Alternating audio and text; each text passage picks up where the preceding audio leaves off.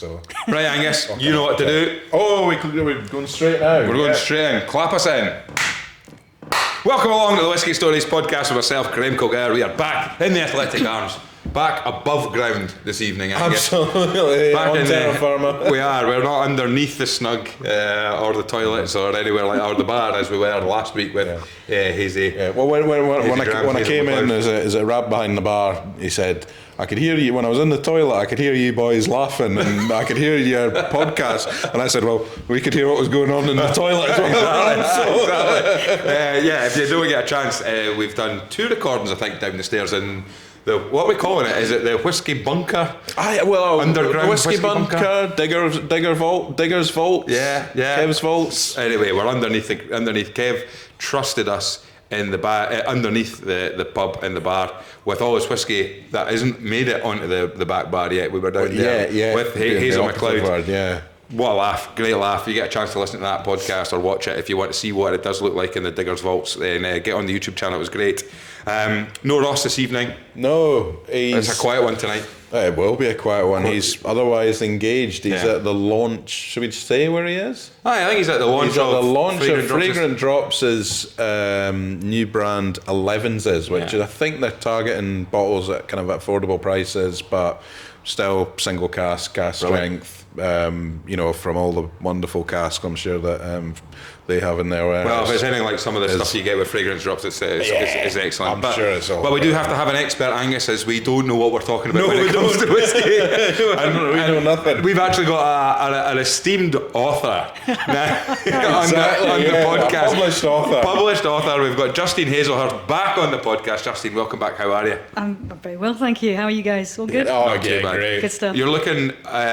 I have to say, and I mean this with the best will in the world, you're looking a lot better than I thought you were going to look, considering last week you were, it was Fife Whisky Festival. Yes, not last weekend, but the weekend before. That's right, okay, so you've had a little bit of time to relax. I've had a week or so to recover. How was it? It was very good, it went really well. So this was our biggest one yet. We had 50 exhibitors, so that's the largest number of exhibitors that we've had since we started in 2018. And obviously we've extended the festival over 3 days now. So the opening dinner at Lindor's Abbey Distillery was fantastic. Some fantastic drams. We had a cheese course this year as well, paired with whiskey, which was superb. Did you enjoy the cheese course? No, because I've got gallstones. I wondered, because you did say to me you had gallstones, so you were kind of, your diet was a bit, no. I don't know if I should... No, I've told everybody and their granny that I've got gallstones. I was just doing my nutting, because thankfully I can drink. I can't drink a huge amount, but I can still have a couple of drams on a night. But all of the things that I like eating, cheese, crisps, crackers, all of those sort of things, totally off until I get this gallbladder removed. And there was Angus sitting there enjoying a cheese and ham toasty. I know, that's why I came in. That's why she mentioned it. I was sitting enjoying nice cheese and ham toasty. And famous Athletic Arms Diggers cheese and ham toasty. Justine was kind of looking longfully at it. It's too painful. So, but anyway. I mean, Fife Whisky Festival. I mean, one of the things we were gutted not to be there. Yeah. Last year, Angus and I were. Last year, when it was not so big and not as big as ever, we were exhibiting. Oh, you were with Glenn Withers. With Glenn Withers, snuck in, basically. We went to sneak in through the back door. We had to work for our supper that day, but I think I said it the last time that you were on the podcast. A whiskey festival that I'd always I'd see it after it had happened. And I'd always kick myself, being like, damn, right, I need to remember next year. And for whatever reason, every single year, it's because it sells out so quickly, doesn't it? It does. And the tickets go on sale months before the event, doesn't it? I mean, we put tickets on sale. It's usually the first weekend of September, and the reason we do that is because we don't want to clash with any of the other whiskey festivals when they put their tickets on sale. So there's a certain etiquette, I think, where you don't want to annoy people by setting up a new festival and then putting your tickets on sale so it clashes with the more established ones. So we've always done that since 2018, and we've kind of stuck with that. I think we were saying earlier, people like consistency, so they know it's going to be the first weekend of September when they can get their tickets. And how quickly did they sell out this year? I mean, you had giving Oasis a run for their money.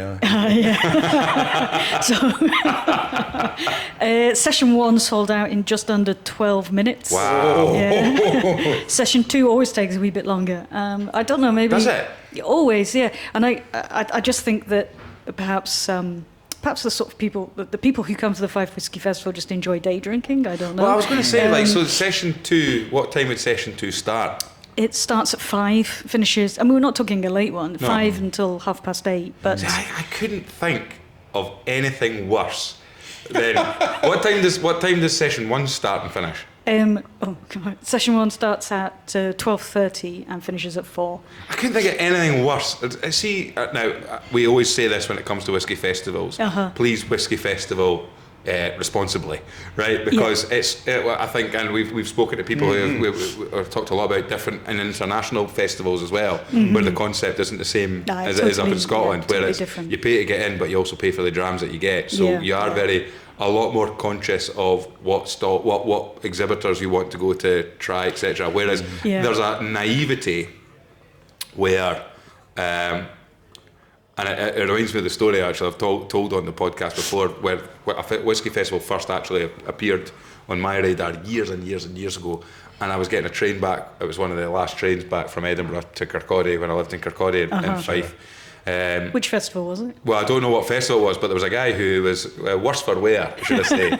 And he was like, "All right, mate," and we were on the train together, and he says, "You had a good night?" I said, "I've had a great day. What about yourself?" "Oh, let me tell you, I've been at this whisky festival. I can't remember what it was." He says, "But I don't drink whisky myself, but he says, give you this wee glass." And he went into his pocket and pulled out this Glencairn. He says, "You get one of them when you get in, and you just go up to all these stalls, you just hand it over and they fill it with whisky, and then you get it back." And he says, "And there's hundreds of them." And he said, "What a great day." Now, I was going, that sounds absolutely bloody brilliant. And from that point on, whisky festivals have kind of been on my radar, but never managed to go to one till Angus. And I went to the Edinburgh Whisky Festival a couple of years ago. We're not as good as planning things. No, but I think what I was meaning was, see at 4:10, if I've been at a whisky festival since 12, and it's 4:10, you ready for bed? I'm thinking about when am I getting a kebab and when am I getting into my bed. Right? And where do you go? What do you do after at 4:10 after you've been at a whisky festival trying these whiskies? What do you even I know. I mean, it's amazing though how many. Well, we've kind of stopped that for the most part now, but it's amazing how many people try to come into both sessions. I bet. Change their hat. Change the jersey, change the glasses, put glasses on or whatever. And we only had one this year, thankfully. Whisky disguises. Yeah. You could technically buy 2 tickets. You could buy a session 1 ticket and a session 2 ticket, couldn't you? Yeah, there's not really much we can do to stop somebody. No. I mean, again, if somebody's buying 2 tickets, they might buy 2 tickets in one name, and then the other person might buy 2 tickets for the second session in their name. So they're different names. But we do have a system whereby if you come in session 1, you have this sort of indelible UV marker pen on your hand, and then session 2, if the little UV torch picks it up, obviously you can't come in.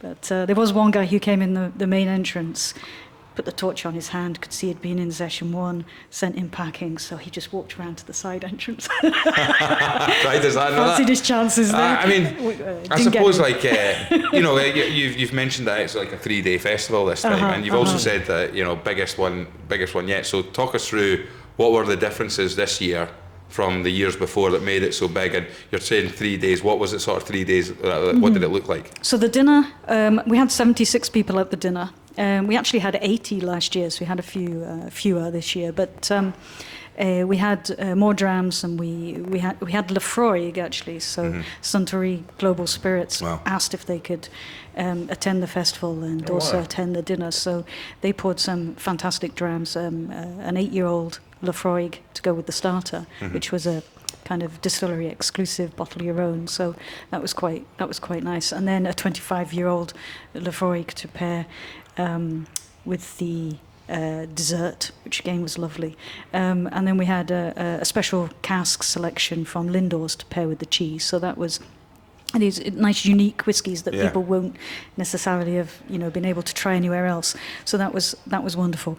And Lindor's, the staff there, they're just amazing. They're just like so supportive of the festival, and the hospitality and the service is just top notch. So amazing stuff. Shout out to them.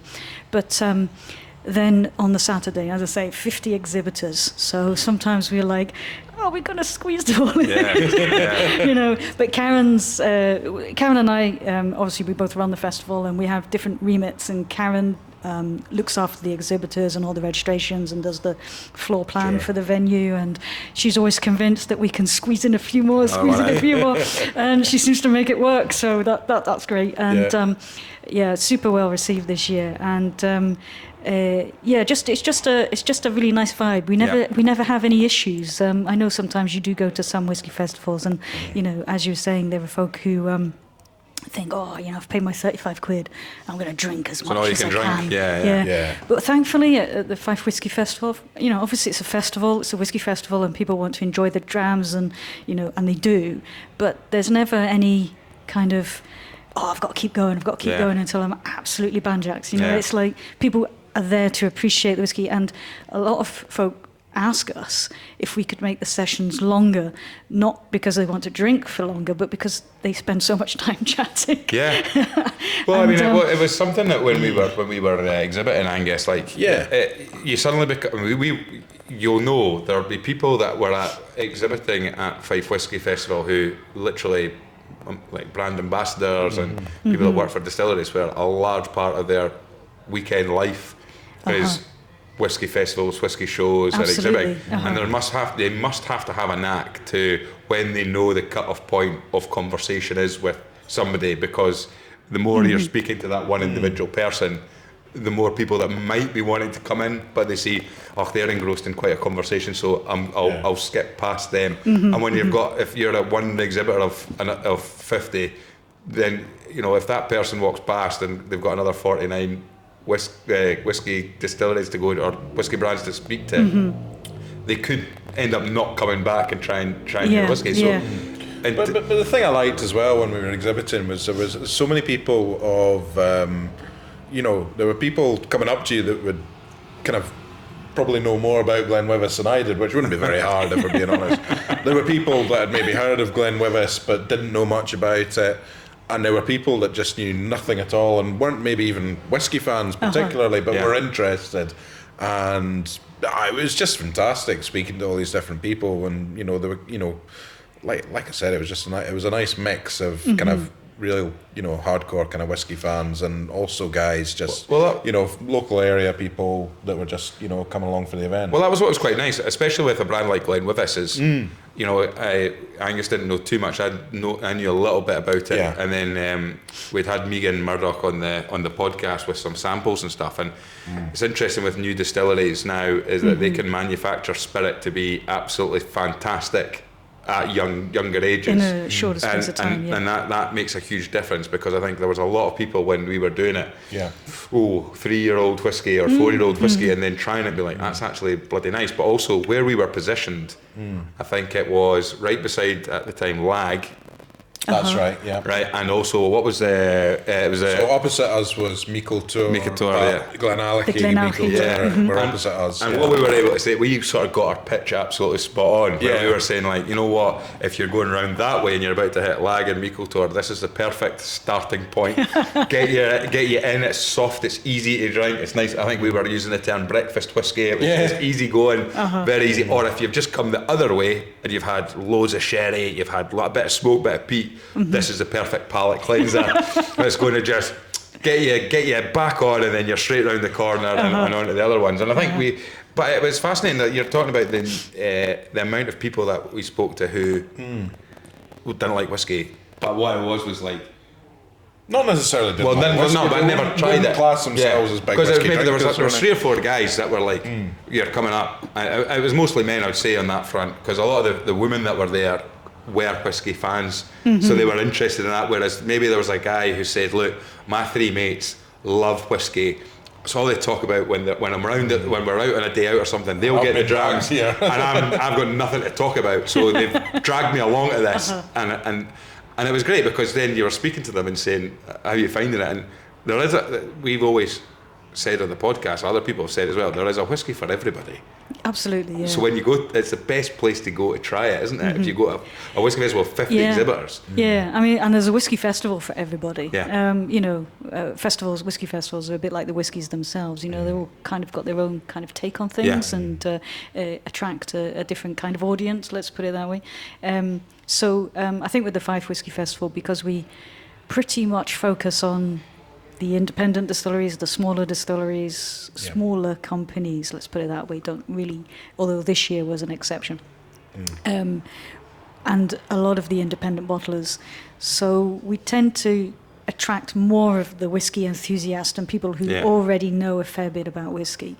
But likewise, we still get a good few whiskey enthusiasts who are maybe just starting out. They're picking up a few bottles at the supermarket. They're intrigued. They want to try more, and so we do tend to have a few guys like that coming along. But I think in common, what everybody has is this appreciation of whiskey, this willingness to learn and to listen to what the exhibitors are saying. And I do think it must be quite, disconcerting, I guess, when you go to, as a brand ambassador, when you go to a whiskey festival and all you see is this kind of sea of outstretched arms with holding Glencairns and you're just pouring the liquid in and you don't get the chance to actually talk about your product, and that enthusiasm and that passion that you have for what you do doesn't come through.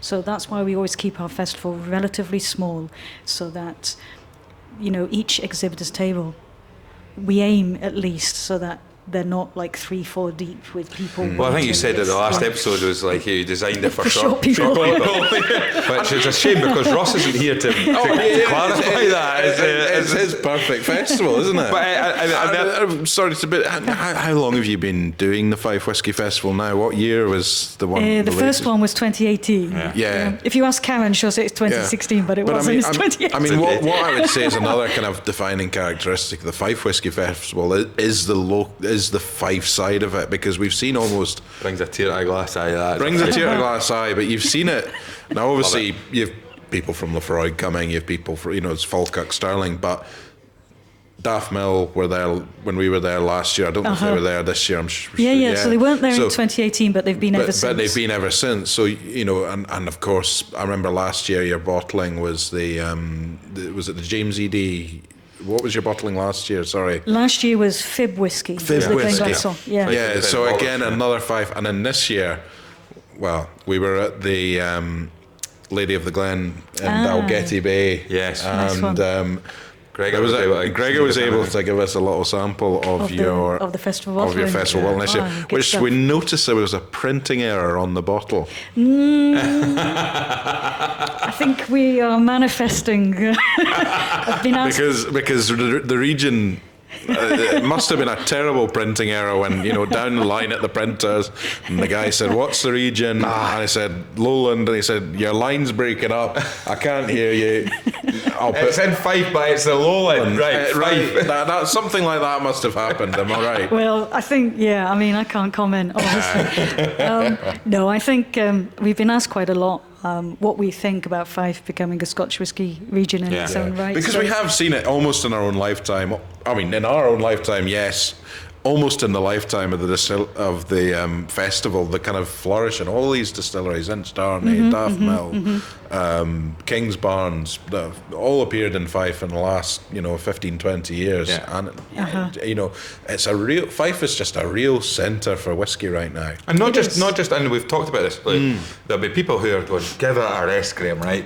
Here we go. Talking about Fife again. I'll be the first one to as a proud Fifer. And you have to look at, you've mentioned just a few of the distilleries in Fife there, but also the independent bottlers that we have. I mean, everyone, we'll talk about it later on, but Leith is a bit of a hub right now and has been in the past historically for independent bottlers. But you look around and you see, like we were at Dalgety Bay where we enjoyed the Lady of the Glen hospitality. Yeah. Absolutely fantastic. You've got the single cask guys that are in there. You've got even Fib as well. Fib in Kirkcaldy. Then you've got even things like You've got the Lowland Bond in Glenrothes, which is where rare find.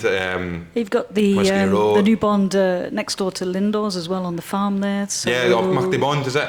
Well, you've got Ochmuchty Bond, and you've also got the I want to say Braeside Bond. I'm probably got that. And that's the next part is, and the explosion of. That's without mentioning Cameron Bridge. Well, that was what I was about, the explosion of. Bonded warehousing in Fife. It'd be fascinating to know. You obviously have Speyside, and you hear about the vast amounts of casks that are stored up in Speyside with the distilleries up there. But at the same time, you've got to remember that Diageo has 2 massive bonds in Fife. You've got the Clooney Bond just outside Kirkcaldy, between Kirkcaldy and Kinglassy, and you also have in Leven, you have their Cameron Bridge and the massive area there. The huge village that is Diageo. Yeah, exactly. And you see all that there. You drive past It'd be fascinating to know, what if there was a sort of percentage of whiskey.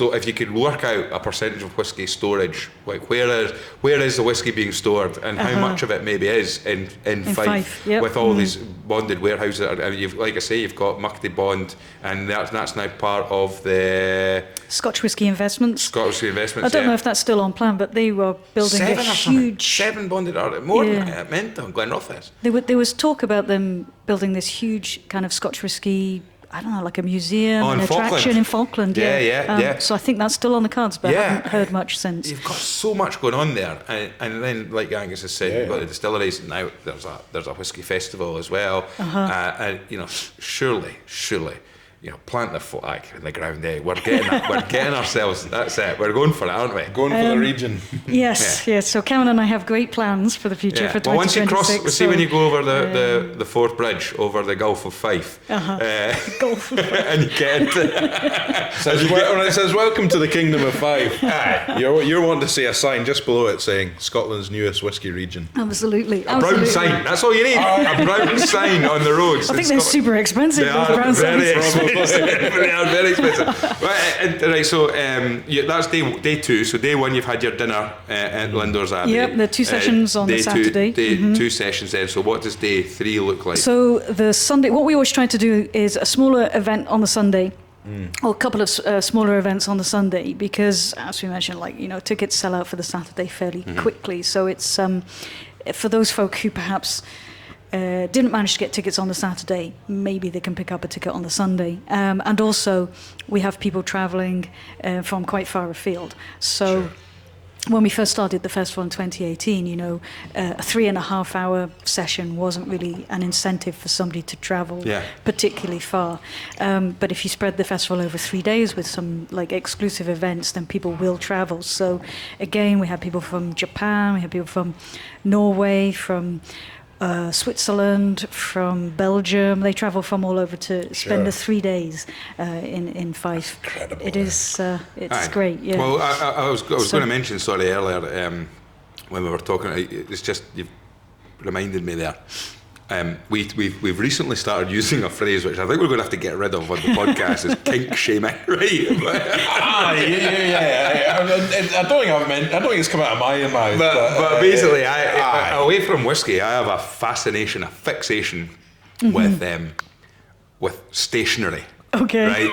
I was like, oh geez, what's this going? He does. Stationery. And the thing is, right, and that's what I can remember, and I can't remember the chat. You'll maybe know who I'm talking about here just by description. Go on. But basically, there was a few people, and I have to credit Vicky Wiki Elliott, friend of the podcast as well. Yeah, of course. We've been at a few whisky festivals with her, and I'm always jealous of the person that writes everything down. Okay. Right. And what she does is she'll have a pen and a bit of paper, or she'll take the. We were at Whiskey Fringe with Vicky, and she had the book. Yep. She'd taken the book and she was writing in the pen and stuff like that. Yep. But I remember distinctly this guy, and he had this, and this is what I love, is he had a leather-bound pocket book, bulging, dog-eared, worn out, wrapped round like elastic bands wrapped round it and everything like that and basically this was it must have been his little whiskey book, and he was going around each stall and he was chatting away, trying stuff and then writing it into this. And this thick book that he had, Okay. I can remember it was yellow with a leather front cover. It looked fantastic. All these little bits of paper hanging out of it, and it was dog-eared as anything, old and everything. That's seen a fair few whisky festivals. But he was documenting in his little book the drams that he was having, and I can't remember whether he had a direct, like, I'm trying, categorising it. I'm trying the new stuff first, and then I'm going to try the core releases or anything like that. But he just had all this, and that for me really dictates, like you were saying earlier on, Justine, is like the type of people that are coming to the different festivals. Because that is somebody who's made a conscious effort, and they're not there just to go, there's my glass, fill it up, I'm going to drink that. They're there to appreciate the dram. He's there going, right, I'm going to try that, and I'm going to write it down and keep a record of it. I don't know what he does with that record. I don't know whether he gets home, maybe he reads it a day later when he goes, right, I'm going to actually look at that and see what I drank, or whether he blogs about it, or whether he puts it in a spreadsheet, who knows. I've no idea. I think I know who you're talking about. I'm quite a larger guy, maybe in his 50s, 60s, he walked around, he had this pocket-sized notebook that just was full, and it was fascinating, and I just find that sort of, for me, epitomised a lot of the sort of people. And also there was a German, I was going to say, if he's listening and you know who we are, he wants to have a leaf through your... Yeah, let me have a look. Or tell me who your stationer is. There's quite a few folk who do that. And it's fantastic, the distances folk travel. I mean, we see it in reverse with Chuck Kerr away at the Chichibu Whisky Festival in Japan. These people are the reverse Chuck Kerrs that come from Japan over to Fife. There was a German lady that came up to us. Yeah, there was. I've come all the way from Germany. I mean, I remember as well. I mean, not even, you think people up from kind of Lancashire and stuff like that, just incredible. About the train station, Angus, was that? The chippy and the train station in Cooper. The train station on the way. So we get the train back to Edinburgh, and we were in the second. Well, we're in both sessions, but at the end of the second session, we had a kind of leisurely walk to the train station, and the platform was the central chippy. The platform was central. A party. Yeah, it was. And what happened? The train home, there was drums galore. And what happened, obviously, is we'd kind of finished when we were exhibiting, and the kind of quarter-filled bottles were all being traded around the exhibitors, and there was a lot of kind of bottle swapping going on. So we ended up with a couple of bottles. Yeah. We weren't the only people that ended up with a couple of bottles. So on the train, it was, we sat down, had our 2 bottles. There was a table of 4 next to us with bottles, and there was... I think I've actually got a nice picture of it. Maybe it's a nice picture. Of you with a chippy and a dram. I think so. That's a good question. But it was a tram back to. I mean, the train back to Edinburgh was great fun. Which whiskey pairs well with fish and chips? Well, that's it exactly. It's a great question. That's a good question. If anybody has a good suggestion for a dram that pairs with fish and chips, let us know. Instagram, Facebook group. I want to know what's a fish and chip. Well, chips up, fish up. The Cooper has because for me, so Cooper holds a really nice. So the boots beside. That's when my mum worked there. Oh right, okay. I was going to say that's where that was her first job. I thought you were going to say that's where you bought your first pack of Johnnies or something. Johnny Walker. But my mum, she used to work in there as a kid, and my family are from Ceres, just outside Cooper, and latterly my grandparents had a farm. They sold the farm and they moved into Cooper, and there's a great pub called the Westport in Cooper. And what we used to do was, when my grandmother was, my gran and granddad they were getting old, they were in their 80s, and my cousin, my brother and I stayed in Edinburgh. So what we would do is I think it was like the last Friday of the month, is we would finish work a wee bit early, we'd jump a train from Edinburgh to Cooper, and at the time you were allowed to, you'd have a few beers on the train on the way through. Yeah. But what we would do is we would tell my gran we were arriving for maybe like 6:30, but we'd be on like the 3:30 train, right? And we get into Cooper and we go to the Westport pub in Cooper, which was right next door to another fish and chip shop. And then what we would do is at like 20 to 6, we'd phone my gran and say, like, that's nearly here. What are you wanting from the chippy? Oh, a scampi supper, right? Okay. So we'd I'd then go into the chippy, put our order in, go back to the pub, have another quick one, grab the fish and chips, and then we'd walk to our house. Aye. Have our fish supper, we'd wind her up, my granddad up, have a bit of a laugh, and then she would say, now mind to get the train straight back to Edinburgh now, and we'd be, right, yes, Gran, aye, and then we'd be 3 or 4 pubs in Cooper, and then we'd be on the last train from Cooper back to Edinburgh. We'd have a great time. My granddad then passed away, and so with my gran there, we were always conscious to make sure we would always do it. And what was really nice is, you know, every month or 2 months or whatever it was, that went 6 to 7 weeks went past, we'd walk into the Westport, and we'd become semi-regulars, because we'd come in and the woman by the bar would be like, these are the boys, you to see your gran. Oh, you to see your gran. Like that. And they would just know us, as there's the boys that come from Edinburgh, see their gran, and then it wasn't until she got a wee bit older and she wasn't keeping great, and just before sort of time we were chatting away, and it was one of the last times we went, and she says, you know, she played the game every single time, but she knew fine well. She would phone us at 20 to 6. Are you on your way? And they said, yes, Gran, we've just arrived in Cooper. We'd been there for about an hour and a half before the pub. But she knew every single time. She had a fish supper and she was good. That was it. But Cooper, I really enjoyed just the fact that, like, from a point of view for bringing people into Fife and bringing people in, it's easy to go. You could have picked St Andrews. Well, we could have, but we dismissed it pretty. When we first looked at how we were going to organise the festival, we looked at St Andrews. I mean, it's not great to get there, so it's like you get the train to Lucas, and then you know what happens after that. But also, there's a lot of money in St Andrews already. There's a student population. There's a lot of money with the golf. I mean, everything. So. We looked around. We looked at Dunfermline, and then. But then you looked elsewhere. Well, it's a lot to do with the venue, a lot to do with licensing, and then we saw the Corn Exchange in Cooper, and it's just a great building. We love the building, and then we looked at the High Street, and we thought it's the same as every high street in these small towns across the country. You know, there's, you know, when you think about the rent and the rates that these small businesses have to pay, and it's just really. So we thought, let's choose Cooper. It's perfect. It's on the train line. People can come all the way from Aberdeen. They can go up from Edinburgh. It's perfect. And it'll bring people into the town, and so the first one, obviously taxi companies made a fortune, restaurants. You've got the Imperial Bar right across the road. They were raking it in. Yeah, they'll do well. They'll do well there. But then, as we've expanded it, we have, sort of spread the visitors, I guess, over various different places in across Fife. The kingdom. So Cooper's still the hub, you know. Yeah. But this year on the Sunday. Oh, so day 3, sorry. Sorry, on the Sunday we had an event with the guys at Lady of the Glen in Dalgetty Bay, and then also with the Single Cask in Glen Rothes. So they opened the Bonded Warehouse for warehouse tastings.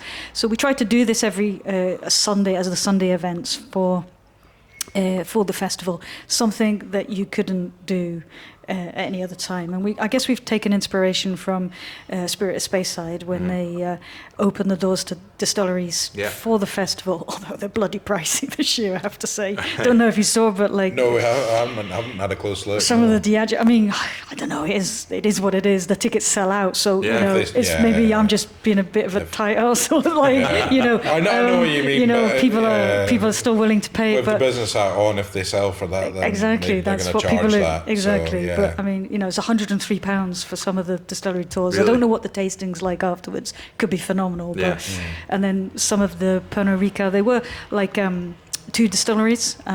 So you had Breval and Glenlivet, I think, was one pair. That's 186 quid. It's a lot of money. That is a lot of money. But then I think Speyside managed to create a situation where they have people that will. But people are buying the tickets. So there you go. Breval as well, a distillery you're not going to get access to for the other 364 days of the year. So we sort of we've taken inspiration from that, whereby it's quite nice where, you know, you have something, a one-off for the festival, so Bonded Warehouses open the doors. And in previous years we've had Inchdenny, for example, they opened the distillery, and so something unique, something a little bit different that you can't do out with the festival weekend. And so, great warehouse tastings at Lady of the Glen. A bit windy in the gazebo, but it worked. You kind of joked earlier on. It's funny that, somebody's sitting in industrial estate in Glenrothes enjoying a really, really nice dram at the cast. I know. Maybe that's where Speyside, has the trump card. They're beautiful locations, It begs a point, like, we're sitting in the Athletic Arms Diggers, our proud home of the Whiskey Stories podcast, with this one of the largest open whiskey collections in Edinburgh, 850 drams. There are in Edinburgh, you can picture and they can pinpoint easily 10 whiskey bars, right? Yeah. Where pubs, boozers. There's whiskey bars, right? Okay, where there may be dedicated whiskey bars, but then there's also pubs that are established and known for their whiskies, kind of like like here. You've then got Nauticus down in Leith and stuff like that as well.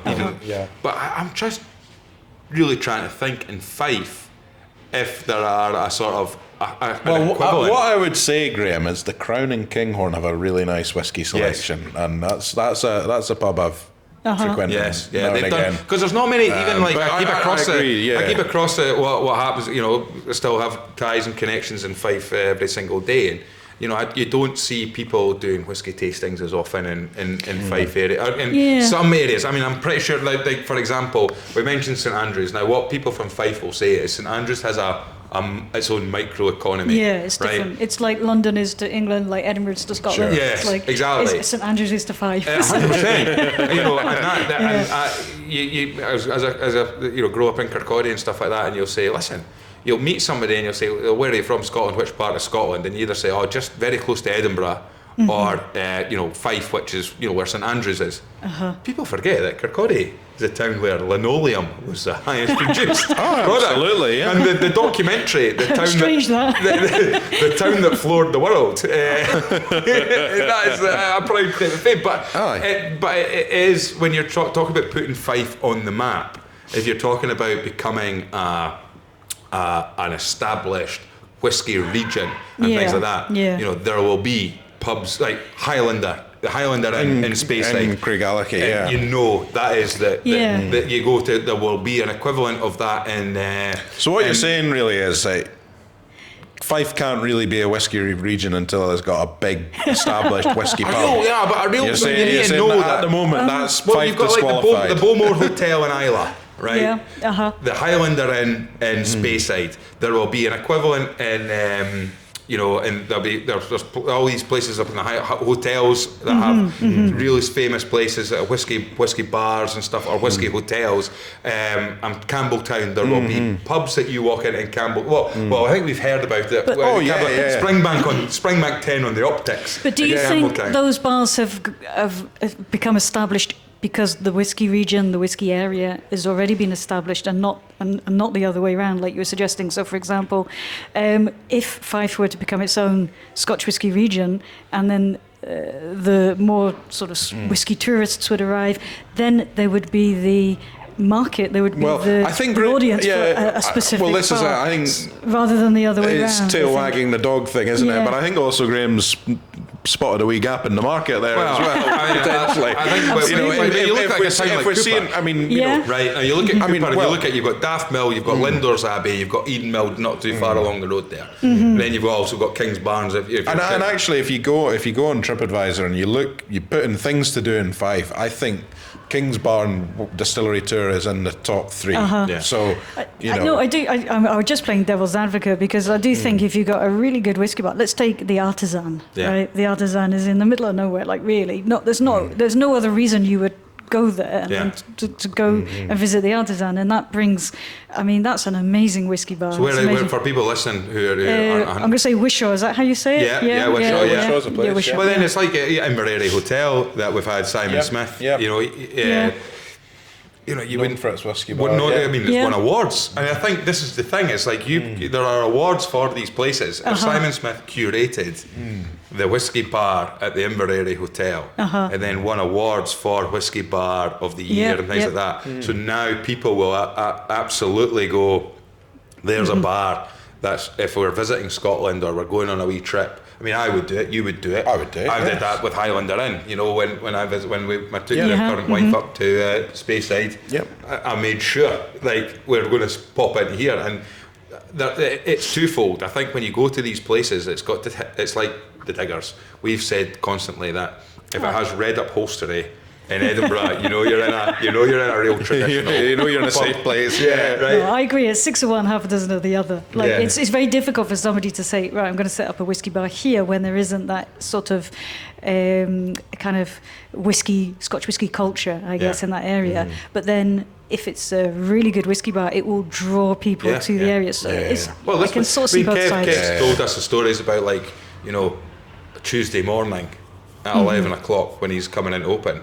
He's had 4 or 5 Asian tourists waiting for him to open because they're about to jump on a train. They're on holiday. They're about to jump on a train to go either back down south to visit the rest of the UK, or I can't remember whether it was to go west and start that. Or up to north. But basically, they knew that if someone had told them you need to go to Diggers.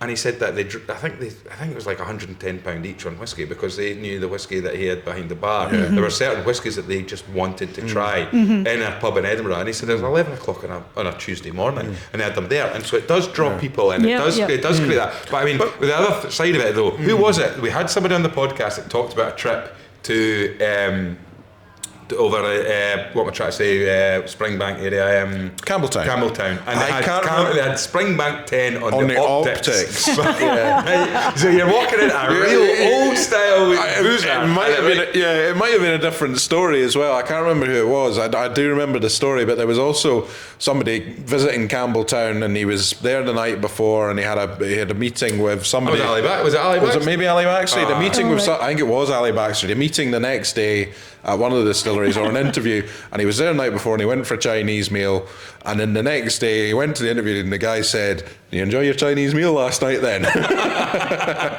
So small town. Because I mean, like I say, St Andrews you can go into St Andrews, and you can go into plenty of bars in St Andrews, and there'll be some that have very nice, because they're hitting. I think the Keys, is it the Keys bar in St Andrews? That might be the case, but they're hitting the target audience. Like, you're going to have tourists coming in from the States, from abroad, that are here. They're playing golf at if they're playing golf in St Andrews, they're big spenders, so they'll have a decent back bar of good, expensive whiskies and stuff like that. However, a real traditional whiskey bar, whiskey boozer, where you in Fife, in some place like a Cooper, or anywhere where and you can say to yourself, like, because the catchment area of that, because you look at your distilleries that are based there. You're not looking West Fife. You're looking up the East Nook area, Glenrothes, further up. I'm trying to think if there's anybody further south Fife that there isn't, is there? I'm sure there might. Well, because you got to say Inchdarney is Glenrothes. Sure. There's nothing further south or west than Inchdarney, is there? Only Cameron Bridge, yeah. Cameron Bridge. Yeah. No, but even that's east. That's further north and east in Glenrothes.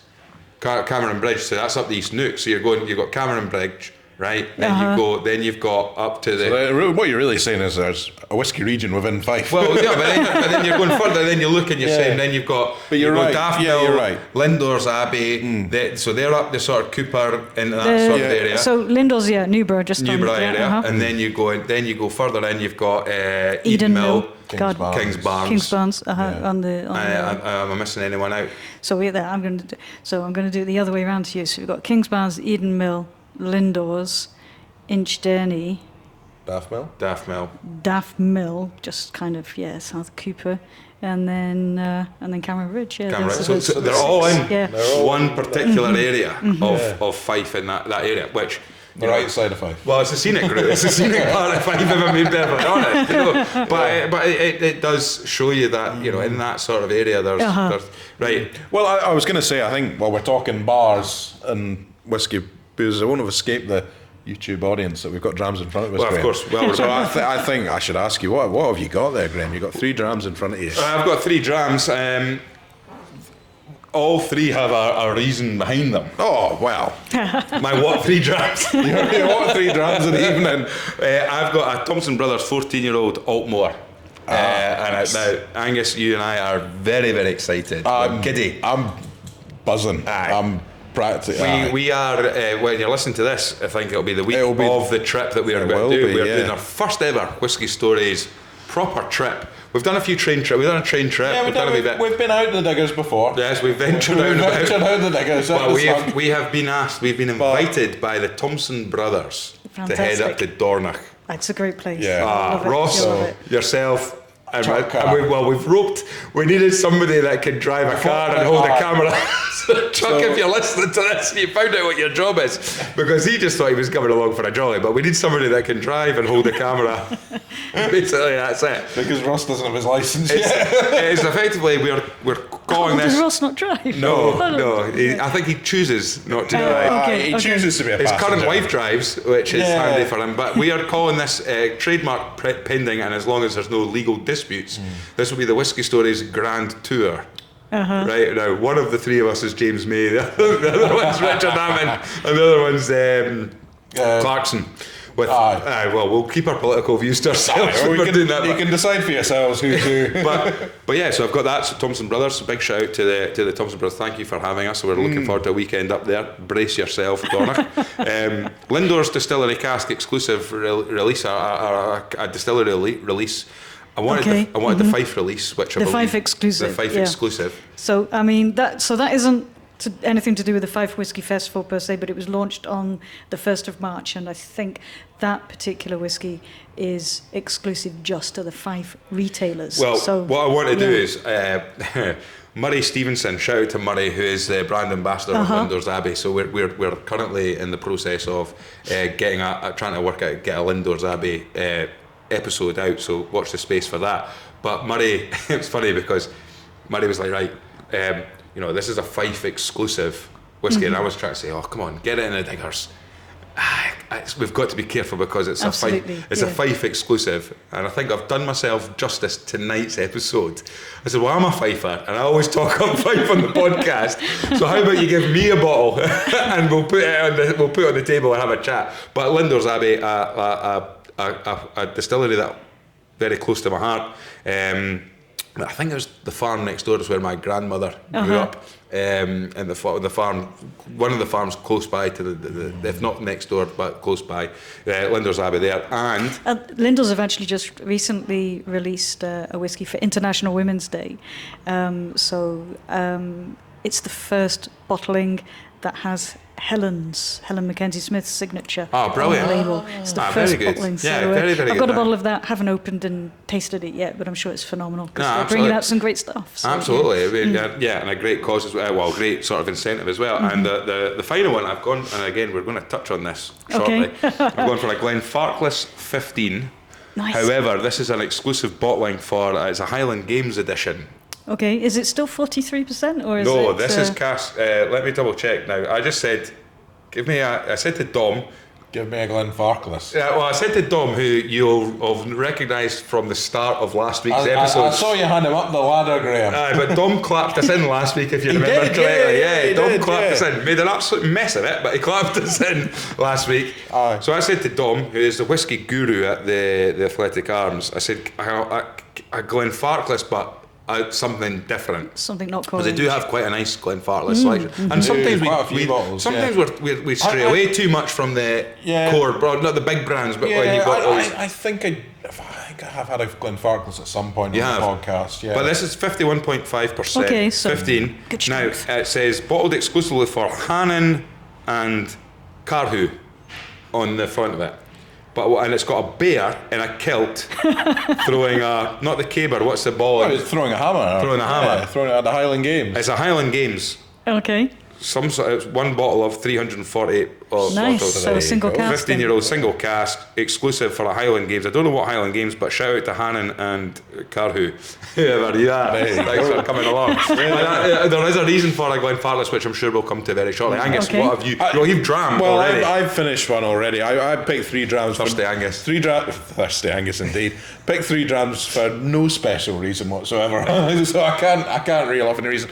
I had in a huge open bottle.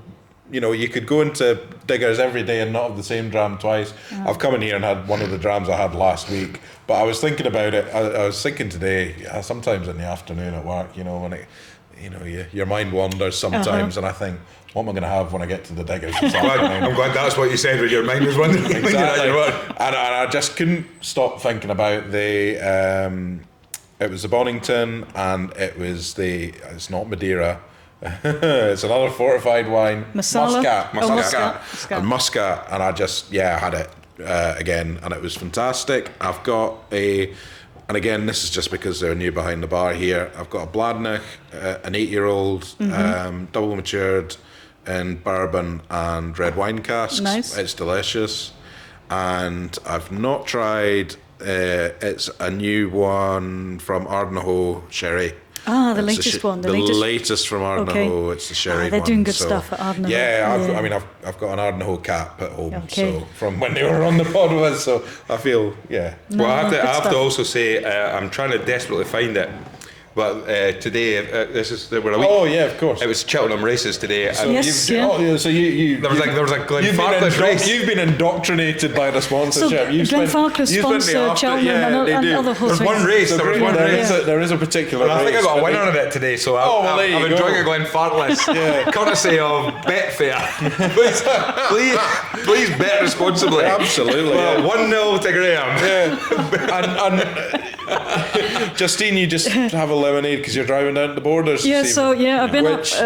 I came through to Edinburgh this morning, so I delivered some of the books to Holyrood Distillery and then delivered books to Port of Leith Distillery, and then I spent the afternoon hanging about in graveyards. You can ask me about that. If you'd like, and then heading here. But I do have to drive back to the Borders. I mean, we'll get on to books in just a second, but going to the Borders, Borderlands Whisky Festival is your other whisky festival that you organise. It is, later in the year. Have you got a date for that yet? Not yet, no. So Karen and I, we always have this huge mega planning day. Right. And it's usually, in the past it's been about June, but because we now have Borderlands Whisky Festival, we've brought it forward. So that'll be the beginning of April. And that's when we'll set the date for the next Borderlands Festival and also work on the plans that we have for the Fife Whisky Festival. And we've got quite a lot of plans for that. So we just need to sit down and work on a date, but we did decide we wouldn't do it until the Fife Whisky Festival was over. And then we've had a week to recover, and then we can because I think sometimes people forget the way sometimes folk talk to us. I think they think there's a huge team behind the Fife Whisky Festival. It's just the two of us. It's mental. It's just the two of us. And I say just the two of us, but we have amazing volunteers. We have, obviously, Luvians, the on-site retailer. We have the amazing exhibitors, and Lindors do a lot of help, a lot of support with the planning of the opening dinner. But it's just the two of us that kind of coordinate everything. And we are absolutely knackered at the end of it. We just sort of in a heap, on the Sunday evening. So we said, let's just give ourselves a week, 10 days, whatever, just to, get back on track. And then, and we've already started sort of discussing plans for the future. So when we get together, we'll have a date for the Borderlands, but it'll be in the autumn, definitely in the autumn. Would it be right in saying then, Fife Whisky Festival must be one of the first of the year? It is usually. I think there's one of the national whisky festivals, maybe January or something. But apart from that, because it really does, it's funny, it's kicking off the season. I should just say, for anyone listening, it was the 15-20 at Cheltenham, and cheers to Stumptown, which was part of the Glenfarclas cross-country chase. There you go. Who was the jockey, who was the trainer? I do like the horse racing. Oh, I've no idea the jockey or trainer, but cheers to them. I'm really testing it. Well, in fact, I should, from a racing point of view, shout out to Lucinda Russell while we're talking about Fife being a great region. Lucinda Russell, apart from the horse and the 420 that came in about 7th. But I think we got one yesterday. She didn't get one yesterday. So there we are, the Horse Racing Stories podcast. You have to pay for that one. But Graham's top tips. The apple doesn't fall far from the tree there. But anyway, we are talking about chancers. Moves us on nicely because you have mentioned I thought you meant me. You mentioned there dropping your books in. Now, the last time we had you on the podcast, we talked about African grey parrots. Yeah, we talked about the history of Leith. We talked about your walking tours. Trains being commandeered. Loads of great stories. And a story that I have to honestly admit to you, Justine, this was one of the incentives that I had when it came to the concept of whisky stories. And it is the story of the Pattison Brothers, right? Yeah. Yep. Because I thought whisky is littered with some fantastic great stories. And we talked a lot about it because you were at the point of writing your book when you came in the last time. But I have in my hands right now the book, finally, hardback book as well. Opening the Case. Yes. The story, the affairs of the Pattison's Whisky by Justine Hazlehurst. You have a book, fantastic, I do, well at done. last, at last. Self-published. It is self-published. Crowd-funded as well. So I'm not sure. This is new territory for me. So I don't know. I didn't know anything about publishing before I started doing this. But I think it's a very niche topic, but it's one that's quite dear to a lot of whiskey enthusiasts' hearts. They've heard about the Pattisons. They've heard about the story. They perhaps want to know a little bit more about it.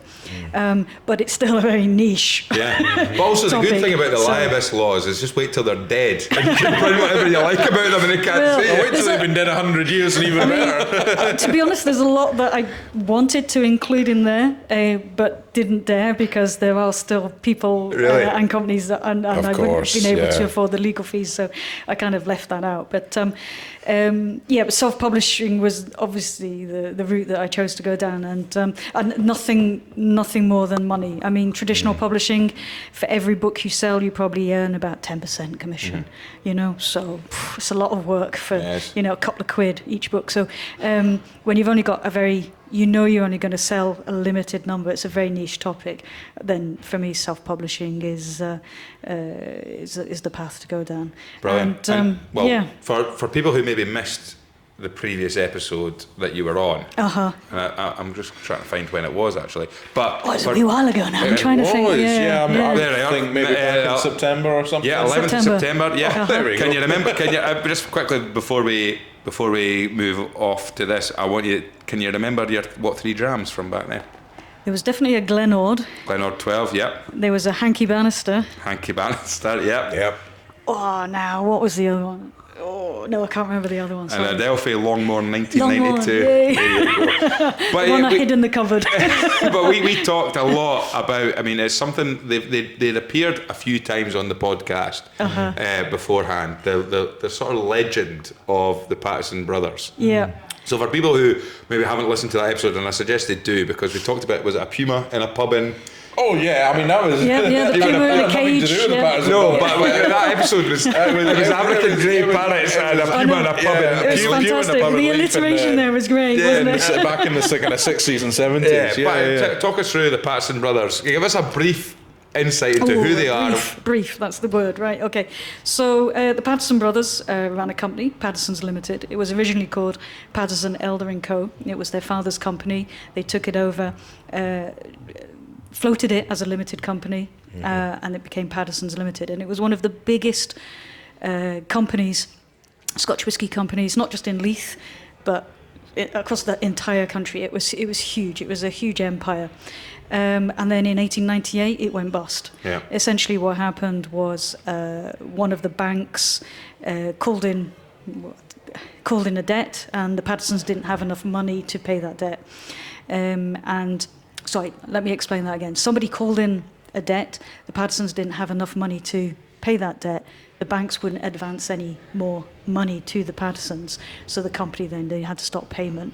And because it was such a huge enterprise, once the Pattisons had gone bust, the domino effect throughout the whole of the trade was that a lot of smaller companies also failed, but then bigger companies were starting to fail. And then what came to light afterwards was maybe the shady dealings that were going on, not just with the Pattisons, but it was across the entire industry. They certainly were criminals. I'm not going to suggest they weren't. And a lot of people talk about how they were scapegoats.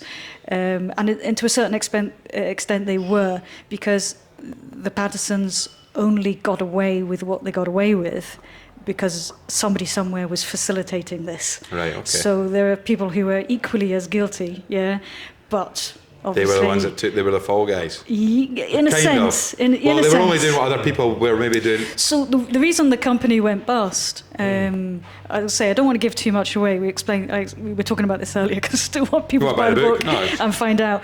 But one of the reasons why they went bust was because, for the most part, the company was operating on credit, but pretty much the entire industry was operating on credit. And there was this huge tangled web of financial transactions between all of the companies.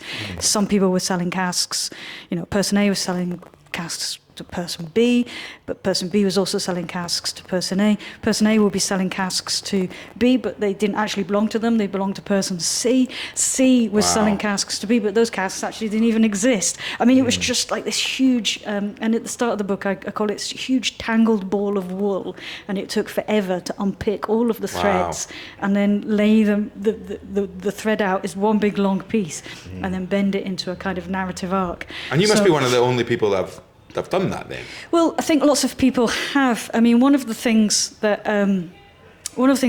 I discovered was when the story was originally told, perhaps in the press, and also to a certain extent by other parties. So I'm going to say William Ross from Distillers Company Limited. To kind of shift any kind of sort of blame, wrongdoing, involvement away from themselves. They put across a certain narrative regarding the Pattisons, and this was never questioned at the time. And then it was repeated and repeated and repeated to the point now where you can pick up any reference book on whiskey, and if they refer to the Pattisons, it's the same story. Yes, that is constant. Nobody actually questions whether the original one was true. In the first place, so I mean, is unbiased. this an attempt to kind of retell the story and go back to the original sources? So one of the things that I absolutely loved about researching this was that the Pattisons weren't just a company; they were a family. Yes, and sure. we often talk about Robert and Walter; those are the two brothers. But they had, a whole bunch of other siblings, and all of those siblings have their own stories to tell, and fascinating stories. Some of them were involved with the company. Some of the sisters were involved to the point, they kind of bailed out the brothers. Really? It's a fascinating mix. I mean, you might not know, but are the kind of descendants around today of the Pattison brothers? So Walter Pattison's great-grandson is, I was actually there just on Thursday, returning some of the items. So during COVID, I didn't really have very much to do. No tours, no tastings could take place. And so researched the entire Pattison family tree and met with David, Walter Pattison's great-grandson. And he has all the old photo albums. He has like Walter's old wallet. He has a whole bunch of stuff. And it's through those photographs and documents that really brought Walter Pattison's family to life and brought the whole story to life. And that's why when I wrote this, I decided it was the Pattison story and it should be told just as a story. There are so many amazing, brilliant whiskey reference books on the shelves. Sure. But I didn't want to write one of those. So this is a genuine, again, I read a book about how to write a book. So I think the last time I wrote a story, I was probably in primary school. So I was like, geez, how do I do this? Yeah. So I read an amazing book called Storycraft by Jack Hart, and that gave me the inspiration to form the narrative arc and put all the plot points on. So this reads as a story. So this isn't like a whiskey book or a history book where if I was to read it, it would say, here's a date and this is what happened. It reads as a story, so you're taking the reader on a story. Absolutely. And a journey. And each section is written from the point of view of one of the characters. I'm going to call them characters. But everything in the book is non-fiction. I think maybe some people have read it and perhaps thought, oh, she's been a bit creative with this, a bit of artistic license. But absolutely everything in the book I can substantiate with trial papers, distillery plans, family documents, bankruptcy papers. Because I'm thinking of when you're researching the book, it goes back to did a degree in history, believe it or not, and research. Yeah, I know, and some ancient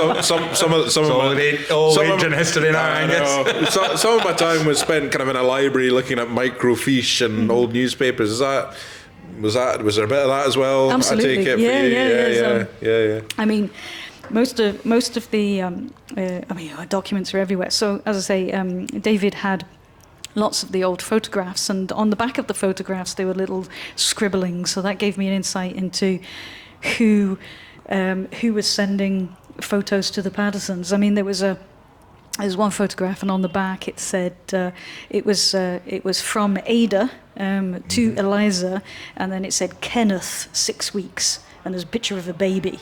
So made me think, who are these people? Well, Ada was Ada May Bristow, and she married William Mark Sanderson of VAT 69 fame, huge Leith whisky family.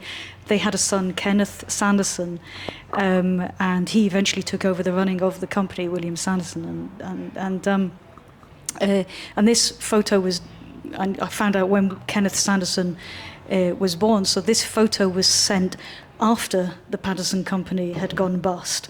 So these families not only worked together, they, professionally in Leith dealing with whiskey, but they were also friends. Friends and family, and they remained friends after the crash. Whether they remained friends after the trial, I don't know. Who knows? I mean, I've got two or three questions for you on this front then. The last time you were in, you were talking about the challenges with the book, because there is so much hearsay around what was said about the Pattison brothers. Right? There's loads of these great, infamous stories that people can talk about, and I think Angus might have alluded to one about trains and stuff like that. Yeah. And the difficulty you had was finding it might have been hearsay at the time, and it might have even made it to print, but finding the source to find out whether that was true or not, so that when you're writing this book, you didn't get tangled up in the rumour mill. So the story we heard and I had read was the fact that as a part of a sort of party piece, I think they were nice in, they had a nice big townhouse, but they had a nice big outhouse in Peebles, or not. So Robert lived in Peebles at King's Meadows, and then Walter had a big place at Clovenfords. Yeah. So when you look at again, it's all part of the research. When you look at the Victorian train maps, it's like, geez, why haven't we got that now? I mean, it takes me about 3 days on public transport to get from Jedburgh to here. Well, you live in the borders as well, mate. But back in the day, you could, Peebles and Clovenfords, you could jump on the train and be in Edinburgh in less than an hour. Well, the story was that one of the brothers, I don't know which one, and it used to be a sort of, it was a party piece where they would be out until they would deliberately miss the last train out of Edinburgh and then charter their own train. Yeah, so that's the money that they were making at the time, and the sort of this from the stories I've read, this sort of, they were trying to portray this how big they were in that sort of Victorian age. So that particular story I've read about a lot, but essentially, one was Robert was in Peebles, Walter was in Clovenfords, and what they would do is deliberately miss the train into Edinburgh and then call the journalists, so that then when they chartered their own private train, the journalists were there. And that's a story I've read quite a lot. Now, I've scoured the newspaper archives, absolutely gone through, and have not found one single article or mention about this. So I'd like to think that if they did call the journalists, that there would have been at least one story somewhere. Yeah, so this is where it becomes, I mean, you're talking about, you're going back the 1890s, so... But I'm not saying it didn't happen, I'm just saying that I couldn't find anything in the newspapers to back that up. So because I couldn't find anything to back it up, I didn't put it in the book. Yeah, sure. So I think it would be quite confusing for the reader if they didn't know which bits were true and which bits weren't. So everything I've got can be backed up. So there you go. Tell me, please, did African grey parrots make a reference in the book? They did. Yes. But only because I could find 2 newspaper articles to back it up. I think I mentioned this on the last podcast. Last year's Fife Whisky Festival, our guest of honour was Dr. Nicholas Morgan, and sitting next to him, and I'd literally just written the chapter where I included everything about these parrots, and the following day. or maybe a couple of days later, he had written published an article on the Whisky Exchange blog, basically saying there's absolutely no way that these parrots could have existed. Because the story with that is that, I mean, is it 500 African grey parrots were supposedly told? Taught to say, buy Pattison's whiskey. That was it. Yeah. So basically, and there is a newspaper article to back this up. So I did and ah about this, and I did think it's probably one of the most famous stories about the Pattisons. I mean, when people talk about it, they always reference that particular element of the Pattisons buying. It was 50 grey parrots, 50, right. And some people have reported it as 500, right, but okay. 50 grey parrots. And what happened was, the boat came into Leith, and they got wind that these parrots were on board, so they sent somebody down there to say to the boat owner, if you can teach them how to say, buy Pattison's whiskey, we'll buy them all off you. And apparently a few days later, the guy went back, and sure enough, he was greeted with, buy Pattison's whiskey. And so he bought all the parrots, put them in gilt cages, and sent them down to Liverpool, because that's where the Pattisons were looking to break into the market. Because I remember you saying, this is my theory, that this was in the 1890s, and obviously African grey parrots can live until until kind of 60-year-old. Yeah. Very possible that one of the Beatles walked into a shop and said, buy Pattison's whiskey. So I won't repeat it, but I think it prompted me to tell a terrible joke. Yes, about a parrot that had been rescued from a brothel in Liverpool. But anyway, you'll have it now. Now, the next thing, so I've got 2 or 3 questions right now. Okay. The next thing is... So I'll just quickly say there is a disclaimer in the book about the parrots, because I could not bring myself to write a book about the Pattisons and not include parrots. So there is a wee disclaimer. There had to be a big disclaimer at the back about them. Yeah. So I'm trying to work out which question to lead with here. I'll go with this. Right. So this is dated back to 23rd of July 2023. This is my Whiskey Stories book, and this was before we even started the podcast. Right. I was writing down little stories, and what I like to do is, I'm a bit of a romanticist as well, and I like to piece things together. And Angus will back this up, is sometimes, don't let the truth get in the way of a good story. Some people would say I've been guilty of embellishing stories every now and then. I'd say that's a load of nonsense, but anyway. But I wrote a small theory down about the Pattison Brothers. Okay, right? Let's go for it. Yeah. And the theory I have was that, and you'll maybe be able to tell the value and the cost and what have you. And if it's a load of nonsense, just say it. Okay. But from my own limited research that I'd done on this particular day when I was bored, DCL, Distillers Company Limited, bought the stock of the Pattison Brothers, or a large percentage of the stock of the Pattison Brothers. Which was when, it was the bonded warehouse down in Leith, I think DCL, from my understanding, they bought a lot of stock off that at a particular price, which was way below the market value because the crash had happened. Okay, so I think I know what you mean. So just off Bonington Road, so where the biscuit factory is, there's 2 huge buildings. They're very tall. They're kind of like a red sort of sandstony colour buildings. Right. So those were 2 bonded warehouses that Pattison's constructed. And it was DCL that picked those up for an absolute song at auction after. But there was no stock in there. Okay, all of the stocks that the Pattisons owned was put up for auction at various different auctions, whether it was the wines, the spirits, the whiskies, etc. That was a big scary moment for the industry, because you see Leith had been built on what we call the 3 Bs. So sort of blending, bottling, brokering. And brokering at this point actually just ground to a halt, because the Pattison stocks were so immense that nobody was going to be buying anything. They were waiting to see what appeared on the market, and there was this huge fear. So you almost have this flood. You almost have this kind of deflationary thing. So instead of people going, people are saying, well, let's not buy a cask today because it might be cheaper tomorrow. So just to clarify then, so DCL didn't buy the whiskey. Well, not directly from the Pattisons. They may well have, because we don't know who the buyers were at auction, so they may have bought a lot of the stocks at auction, but the story of them buying Pattison's premises I'd say, I think it was about £30,000 at the time that they actually that's the paid number for that it. rings. I've not got it written down here, but it cost the Pattison something like 80 grand to build it, and they never actually moved in. So. And when you talk about, when you look at what that, I mean, you're talking about what, the 1899 sort of time, or 1898, 99 sort of period, maybe. You're talking about 30 grand versus 80 odd grand back then. The equivalent of that would be so what that I do a wee calculation in the front of the book just to make it easy for the reader, because one of the things I did was I ditched shillings and pence, because there's no way you can read a story and like it just breaks up the flow. So I just ditched, I rounded it up, but also did a very easy calculation. I think right at the start, I think it's £10 equals £1,000. £10 per, so there you go. Someone who's got a lot quicker maths than me can work out what 30 grand. Well, I can. Yeah, so £10 in 1898 would be equivalent to just over £1,000 today. So there that's you go. a very add on 2 zeros basically. Yeah, so if you're saying that was worth around about 80, did you say 80 grand?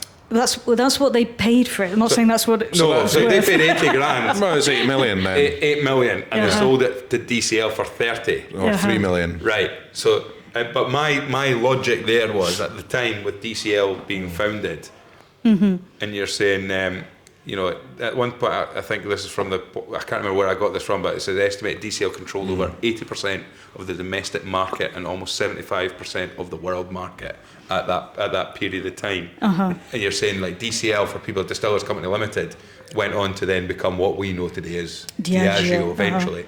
So you just wonder, the Pattison Crash, Phoenix from the flames. If DCL hadn't taken, hadn't moved in and grabbed what they had at the steel that they possibly had, history might have maybe, as I said, from a romanticist point of view, could you put a straight line, or as straight a possible line as possible, from Diageo as we know it today to DCL, somebody at DCL making the decision in 1899?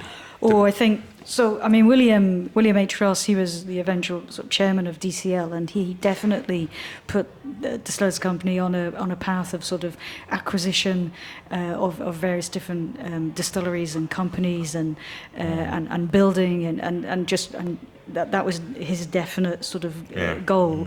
But then you had the Pattison Crash at the end of the 1890s.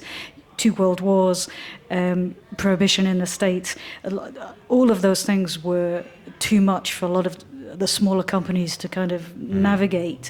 And Distillers Company Limited, being this huge, mighty company, could take over it and weather those storms a lot easier than the others. So I do often joke and refer to DCL and Diageo as the evil empire, but on a kind of serious side, if they weren't there, I think personally it's unlikely that we'd have the Scotch whisky industry that we have today.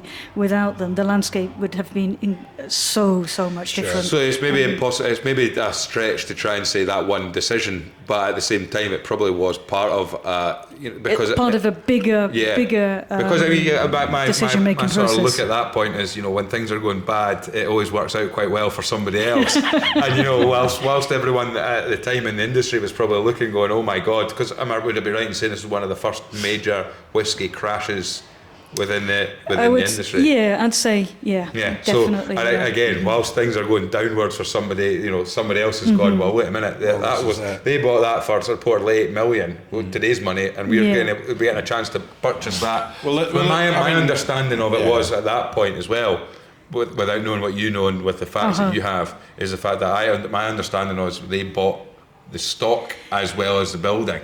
But if it's just a building, it maybe is a bit of a stretch to try and say. Yeah, so the liquidators basically, their aim, that's what they're forced to get as much money out of everybody as they could. So the stocks were sold at auction. Everything was put on auction, to be honest, and some of the properties were put on auction maybe about 3 times before they eventually sold. Wow. The business of Pattison's wasn't profitable. Right? I'm not giving away too many spoilers here, but the liquidators arrived at the conclusion that this business should never have existed. There was only one profitable element of the Pattison's whole enterprise, and that was Doddingston Brewery. That was at auction for, it was about 3 times, I think. until it was finally bought by Robert Duca. Oh, aye. So and he got that for a song as well. Yeah. You know? So there's probably a lot to be thankful. There's a lot of people that are thankful for what they did. Now, the last question I have on this before I get Angus to read an extract from the book, as he does when we do get somebody who's published a book out. When you hear about people that write books and they write stories, and sometimes it's a fiction, non-fiction, but sometimes if it's a fictional character, they get into the characters, they create these personalities. Sure. Now you are doing that from a non-fiction point of view, where you're knowing what these guys are like, trying to build this profile. You've mentioned about the history and speaking to their family. What's your opinion of them? Were you like these scallywag, scoundrel, chancer boys that we can look back with the benefit of hindsight and say, oh, you know, what were he is like, or or did it change whilst you were writing the book? At some point, you're like, these arseholes nearly killed the industry. And I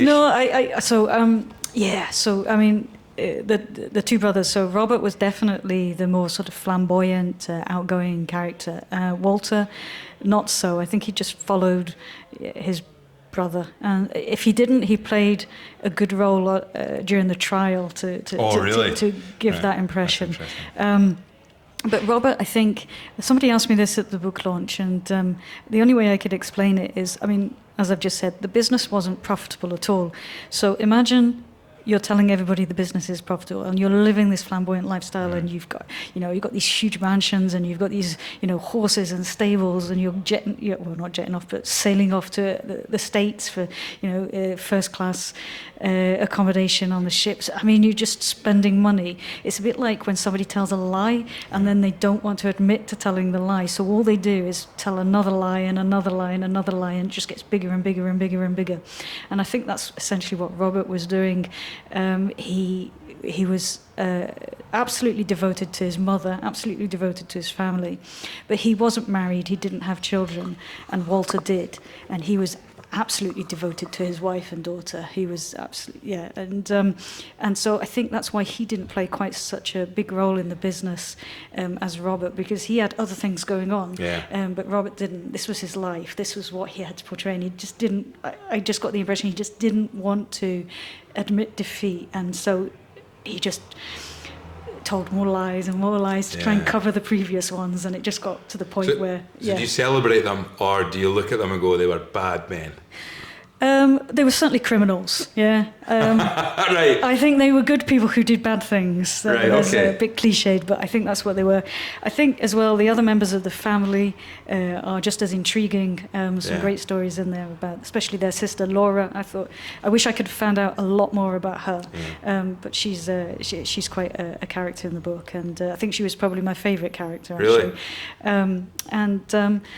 So they were real people, though, and I think sometimes the name Pattison is bandied around because it's talking just about two brothers in the whiskey industry, but they were a real family, and they experienced awful tragedy with children dying. They experienced,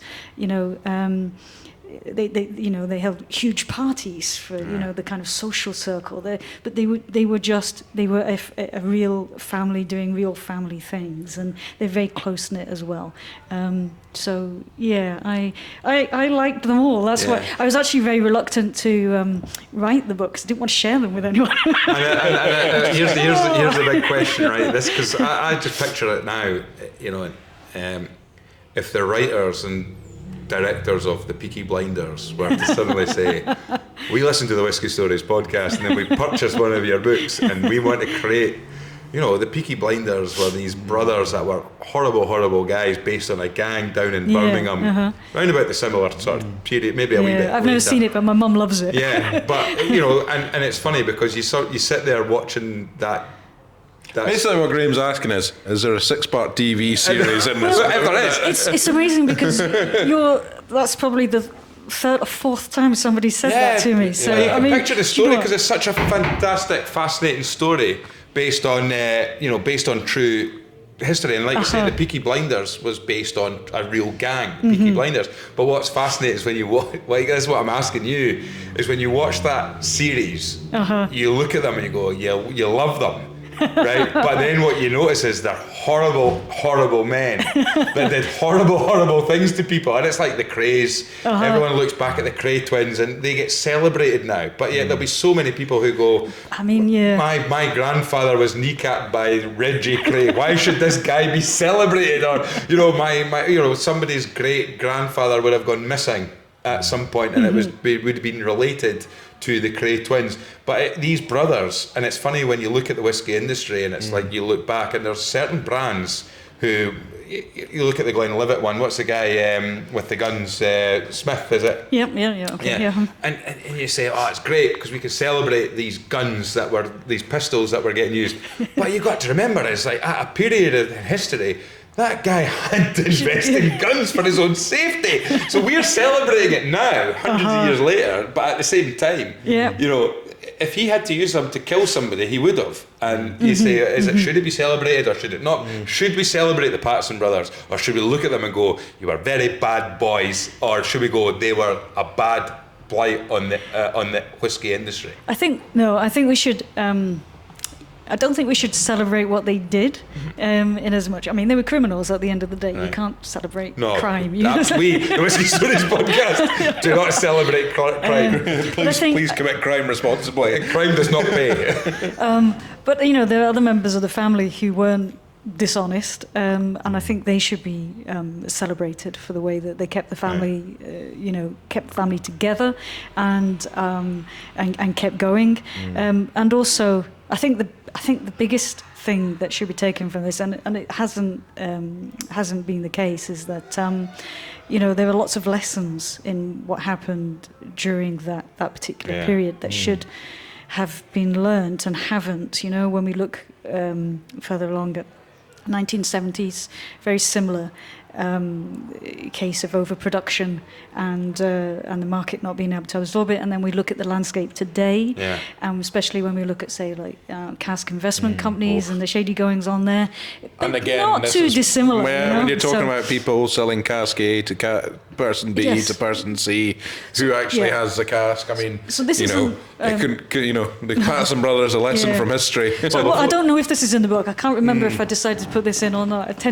I did read my own book, but it's been a while. So put it typed up in the first draft, may delete later.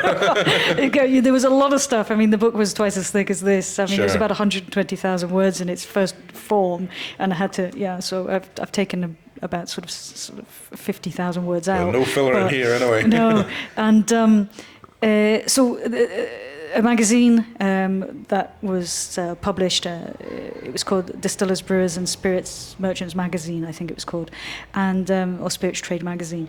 And one of the articles that they published shortly after the trial, actually, was that the problem with the industry at the time was that if the distillery was selling a cask to the blender, great, they sold it for that price, and that's what they paid, and therefore you knew the value of that cask. If the distillery was selling it to a broker, let's say £5,000, who then sold it to another broker, £6,000, who then sold it to another broker, £7,000, £8,000, when the customer bought it off that final broker for 10 grand, then they realised it's actually only worth 5. Yeah, but I've paid 10 for it. And everybody's added on their margin, their markup. Yeah. And how different is that from today? We had the conversation exactly. about it. Now, before Angus does his, was it Hugh McIlvenney impression, when he reads an extract from it. People can buy this book. How can they get hold of it? Where can they find it? So this morning I dropped some off at Holyrood Distillery, so you can buy your copy there. Now Holyrood have supported me ever since I became self-employed, so if give them your money, that'd be great. Also Port of Leith, I dropped some copies off there, so they should be in the shop at Port of Leith Distillery. Lindors have got copies. Can you buy online? Yes. I'm just going to say, if you're a member of the Scotch Malt Whisky Society, you can pick up a copy at the vaults, and also Bothy Experience up at Glen Prosen. So they've all got copies. If you're nowhere near there, any of those places, you can buy it online, but there'll be a small delivery fee. So just go on to caskwhisky.com and it's on the website. Cask with a K. cask with 2 Ks, yes. Right. 2 Ks, yes. and finally as well, just for people who maybe listen to the drams I'm drinking, why am I drinking Glenfarclas? What's the relevance here? So the Pattisons had a 50% share in Glenfarclas. They were Glenfarclas's biggest customers for many, many years, and then it made perfect sense for them to offer, to buy 50% of the distillery, so that the Grant brothers, I suppose, they were more used to concentrating on the farming aspect of the business, and therefore it made perfect sense for these successful brothers down in Leith to take on 50% of the company, huge connections between the Pattisons and Glenfarclas. Yeah. Right, Angus, you've picked a wee extract. Give us a little section of this. I think it's a good section because I think it's hold the mic nice and close. I will hold the mic nice and close. I think it's the bedtime stories with Angus. It's the start of things going wrong, I think. So it's Saturday, the 25th of July, 1896. So it says, George Hope Malcolm, now 26-year-old, had started at Pattison Elder and Company some 3 years ago and had worked his way up to become the chief clerk at Pattison's Limited Correspondence Department. It was George's responsibility to open letters when they arrived at the office, but that was all. His employer, Robert Pattison, actually unfolded and read them all. All George did was sit there, open... all George did was slit them open. Slit them open, well done. He's had 3 drams. It was quite the responsibility. Today, though, George had been assigned a different task. Earlier that morning, Robert had withdrawn £1,500 from Pattison's Limited by way of 2 cheques, both for £750 each, which he then charged to himself. Soon after, he instructed George to head along to the bank to pay this money in. George took the short walk from the head office on Constitution Street up Leith Walk before arriving at the National Bank.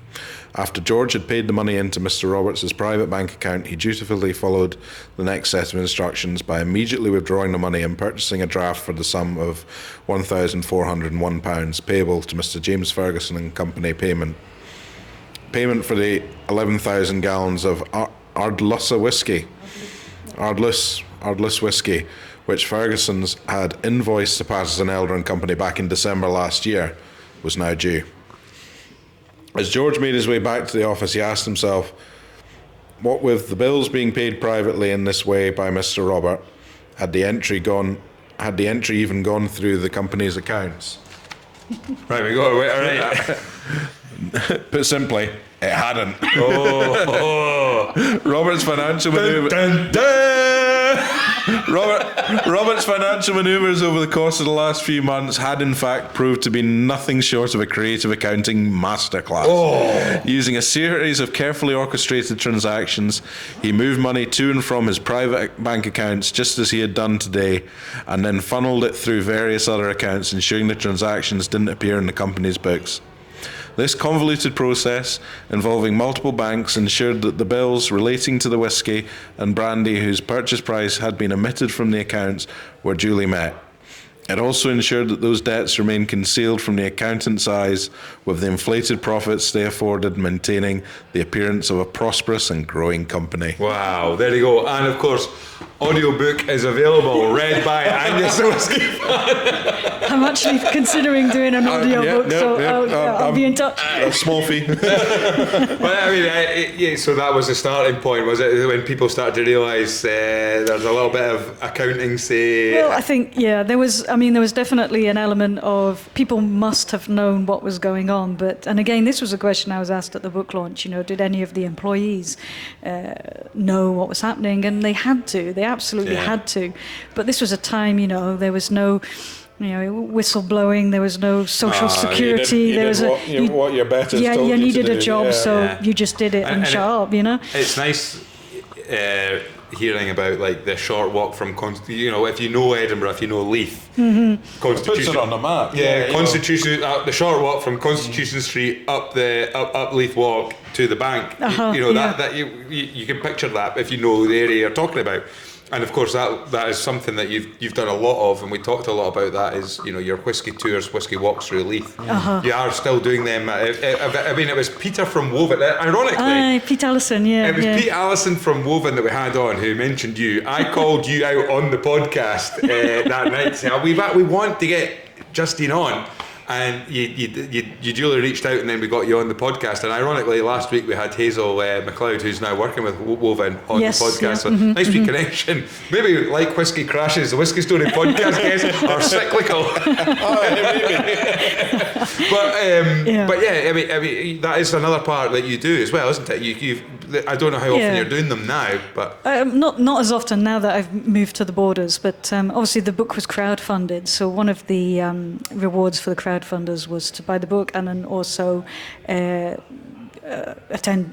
on a Leith Whisky Trail. So I've set up a few for the crowdfunders, and then after that, I will still do them, but maybe not as often as I was doing in the past, because it's nice to, if you're driving an hour and a half to do a tour, it's nice to have a full house. So I just do every few months, and then we have to do one. We have to try. Yeah, absolutely. There's a lot of people who have said, "Oh yeah, I need to make it." It's just sometimes I put the dates out, and unfortunately, they're not available. So I'll just keep scheduling the dates. Absolutely. And then hopefully everyone will get a shot. Brilliant. Well, we are leading to it now. You're getting an extra 3 drams, but I think we're going to keep them to Fife Whisky Festival. 3 drams. Oh, yeah. Or if you want 5 drams. 5 drams. There you go. We are getting that planted. If anyone from the Fife Council is listening, any councillors, Gordon Brown, anyway, help us out as well. We actually had Willie Rennie and Wendy Chamberlain at the dinner, and then Jenny Gilruth came to the single cask event at Glenrothes. So these councillors like to come out here. There's some free whiskey involved. Fantastic. They enjoy the drums. What I'll say is, but what I want to add is, if you have a wild card, if there's a Pattison brother, I'm just springing on this now, but if there's a Pattison's 3 drams, one of them, if you want to chuck that in as well. So we're looking for Fife Whisky Festival or anything from the Pattison Brothers, your book here. If there's a dram that sticks out or you know about or anything like that, then please let us know. So what 3 drams? So I think the obvious first one is going to be the Fife Whisky Festival bottling that I think you guys mentioned earlier. So this was you go ahead. Yeah, so this was the Finglassie, so distilled at Inchdenny, 6 years old. When Gregor Hanna, because this was bottled by Lady of the Glen, when Gregor did his reel on Instagram, he said when they acquired the spirit, they didn't know what to do with it, so they just put it in tired casks. Having met Gregor, right? He's a guy that is... So watch the reel. That's exactly what he said. So we put it so I'm going to say refill bourbon. But a lovely whiskey. It's a beautiful whiskey, and actually, the fact that it is in refill bourbon or tired casks, you really get that distillate character coming through. It's not overwhelmed by it probably would work in a sherry cask for a certain amount, and we only bottled half the cask. The other half of the contents has been re-racked into, I think it was a Madeira cask. Right. So it'll be interesting to see how that compares. A less tired cask, more not a knackered cask at all. But it's got a beautiful texture. So when Karen and I were trying the samples, we had a sample of Finglassie and we had a sample of Strathhenry, which is the unpeated Inchdenny. And Karen isn't particularly keen on peated whiskey, so I thought, I know which one she's going to go for. And then when we tried them separately, and then we did a quick Zoom call, and she's like, I really like that Finglassie. Yeah. I was like, the texture on it is phenomenal. Yeah, it's just as a lover of peated whiskey, as most of the listeners will know, I'm a huge fan of peated whiskey. But it's super. It's quite citrusy as well. So I think light as well. Yeah. I just remember it's all sort of lemon cake, lemon bonbons with peat. It's beautiful. So and nice that you can tie in a Fife independent bottler that's independently bottled a Fife whiskey. That's exactly what we wanted. So absolutely. Fife ticks all the Fife boxes. My sixes all round. Okay, so dram number 2 then. I think I don't drink at the Fife Whisky Festival because the license is in my name, but I did taste the Daffmill 15, the new Daffmill 15, which was a beautiful dram, as you have come to expect. And you were talking about whiskey bars earlier. I'd love to see a whiskey bar in Fife with Daffmill 15 on the optics. That would be. We had. I don't know how long that would last. Chuck Kerr told a great story about the brother. Was it Francis Cuthbert? He said it might have been, and they were chatting. It might have been at Scotch. No, he was at a tasting. I think he was at, or I can't remember what it was. But this sums it up. And I love the there is something really romantic about the Daft Mill story, the fact that these brothers, the family, the farm comes first. It's not about the whiskey and stuff like that. Chuck told the story that he said they were chatting away and they said, so why did you bring out your whiskey? Like, what made you start? And he was like, well, we just really needed a malt bin. And we were getting sick of borrowing, ferrying barrow loads of malt from. So we needed a malt bin, so we thought we better start bottling some of this stuff so we can actually start selling it, so we can afford a bloody malt bin. And I just love that because that is the fascinating thing about Daft Mill is it's the cult status. I remember when the Daft Mill 15 came out. That was their first non-age statement. Oh no, sorry, that was the first age statement whiskey. Okay. And they did it was a ballot to buy the bottles, and the bottles went for, and the secondary sale, which I'm sure they wouldn't be too chuffed about because that they don't get much of that, but the secondary sale at that period, no, exactly. Well, the thing is, it's a fine balance because if people it's a kind of a knock-on effect. If people see Daft Mill selling for 4 or 5 times the price of what it was retailed at, people suddenly start going, hang on a minute, I want to know what that's all about. But I mean, it's just fascinating that the story, and then you meet them you meet them at the Fife Whisky Festival and they're exhibiting. I know, Francis and Hazel are there, and Hazel always makes a cake, and everyone's like, "Oh, where's Hazel's cake?" Great. And yet their bottles go miles around the world in very swanky bars in Singapore, Hong Kong, Japan, and it's like. I mean, think. They attend the Fife Whisky Festival because it's 10 minutes up the road from them, and it's their local festival. But at the end of the day, and we'll see a lot more of this, I think, as whiskey production has ramped up. You'll see a lot of whiskey festivals, a lot more exhibitors. There's a lot of stock out there, and so people need to find buyers, consumers for that stock. Daft Mill doesn't have that issue, so they don't need to attend festivals. No, it's just nice for them. It's down the road. It sells. They don't have to do anything. It just sells. I just love that. Coming from the Fife farming stock myself, like that nonchalant attitude of it's just down the road, so right. And that story Chuck told. We needed a malt bin, so we better bottle some of this stuff so we can sell it. But they're great folk. I mean, a few years ago we had it was through Luvians. We didn't do it. Luvians did the festival bottling that year, and Francis and Luvians bottled a cask of Daft Mill and set the price. It was quite high. There were 2 different prices. But the money was going towards our local charity that we support, Age Concerned Cooper. So I think that year we actually, because of that bottling, donated £5,000 to Age Concerned Cooper, which was just a phenomenal amount for them. And that's all thanks to Francis and Luvians. They were involved in all of that. So, it is Fife for life. It's like it's a local community thing. And even though, as you say, the bottles go all around the world, they're still very much invested in what's happening locally. Absolutely. Now, if I'm right, is it sort of a yellowish bag that the Luvians? Yes. Yeah. Because Angus and I missed a trick that night on the train on the way home. We actually talked about that on the way back from the Fife Whisky Festival, and we thought, something, if we were smart, someone's bound to have had too much to drink is going to leave a yellow bag on the train. And I'm pretty sure somebody shout out to Robert Barr who left his whiskey on the bus, the Lothian buses. A lot of people leave their bags actually at the festival. So obviously they come in, and they get a bit warm, so they go and hang their coat up and put it on the rack, and then at the end of the festival they've got their purchases and they go, better get my coat, so they put their bag down, put their coat on, walk off and leave the bag on the floor. Straight back on the shelf, is it? There was one year I think I had about 8 bags. I brought them home, and and people had to, I was living in Leith at the time, so people had to make the journey to Leith to come and pick up the bottles. Well, I from the Luvians' point of view is Chris Fazaro, who's one of the sons, I think, he's about ages with ourselves, Angus, but we would have played rugby against. I definitely played rugby against Chris. He was a strong. He had a professional career for many years as well. So Vince, Luigi, and Luvians, Andreas. I don't know. I can't remember. they're obviously quite old now, so getting to sort of 70s and ready for retirement, although I don't think Vince will ever retire, to be honest.